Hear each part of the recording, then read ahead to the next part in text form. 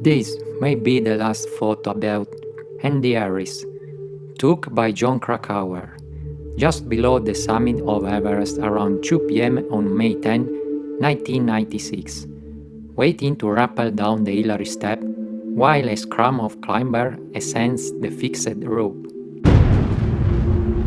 The summit of Lhotse is engulfed by boiling storm clouds in the distance.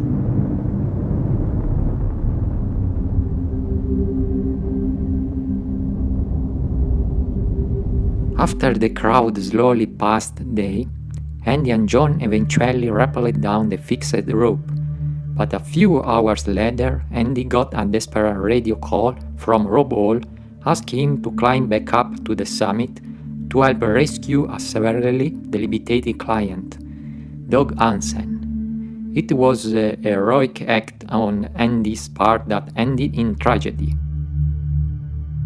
Andy and Rob were unable to get down lower than the south summit, and all three men died in the storm.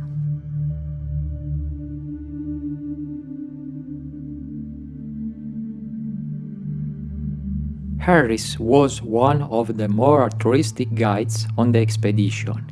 He came to the assistance of anyone and everyone without hesitation. But this sense of loyalty on Everest, which turns out to be his downfall. Harris's death is one of the single biggest tragedies to unfold during the 1996 expedition. Harris and his girlfriend had just begun building a house, but he couldn't resist the lure of the mountain. Harris was one of the New Zealanders' guides for adventure consultants, along with Rob Hall and Mike Grom.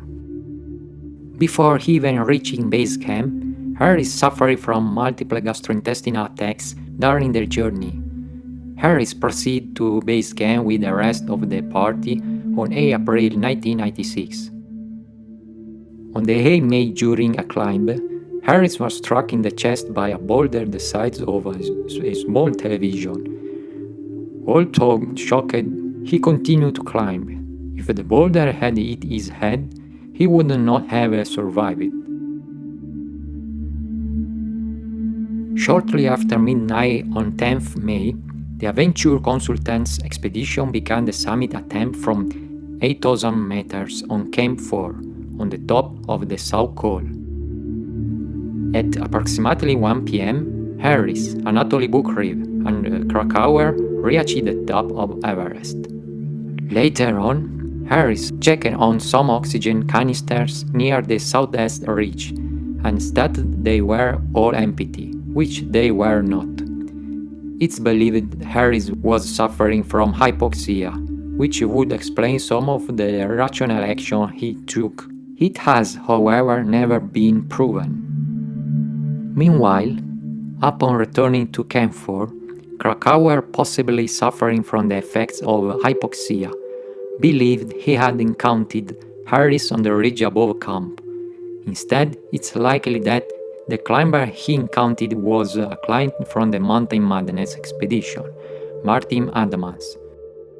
In the morning on May 11, after a search of camp, the climbers at Camp 4 realized that Harris was missing.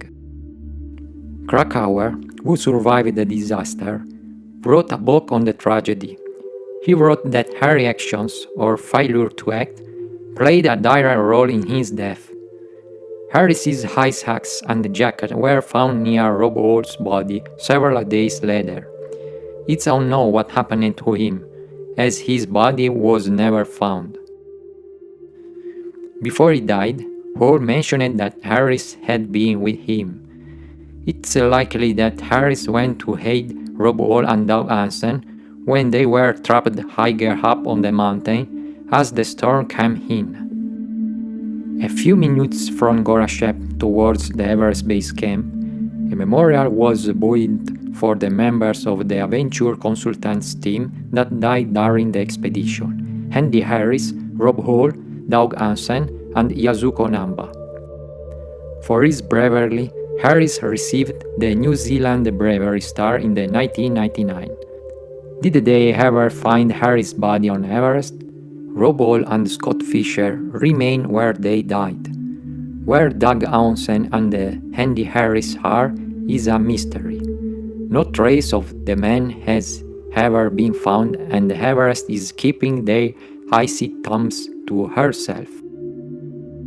Someone thinks that they have fallen along the interminable rock face that falls sheer to the valley of silence, remaining in some hidden cave.